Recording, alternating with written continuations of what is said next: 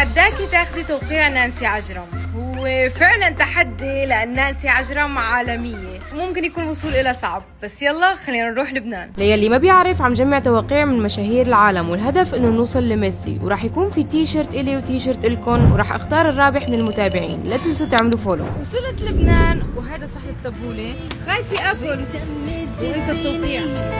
ويا لبنان بحبك تخلص الدنيا.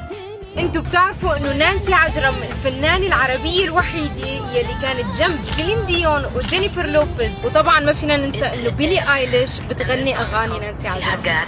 فجأة بتوصلني رسالة انا بقدر اوصلك ليها. لا شكله واصل وراح يساعدني. بيوم حفل نانسي عجرم الفيديو كان رح يلتغي، ما حدا اعطاني موعد للقاء وبطل حدا يرد علي. ما عندي امل بشي صراحة، ما عندي امل بشي. رايحين نشوف أيقونة الجمال اللي سويناه هون قبل، تامر وسعد المجرد.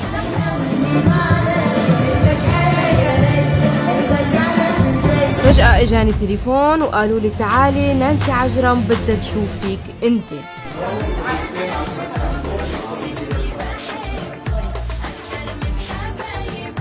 ومش حسيبه أنا في حاله يا قلبه، حس إني بحبه والود جنبه وهو مش هي توقيع نانسي عجرم صار عنا. قولوا لي مين بدكم نكست.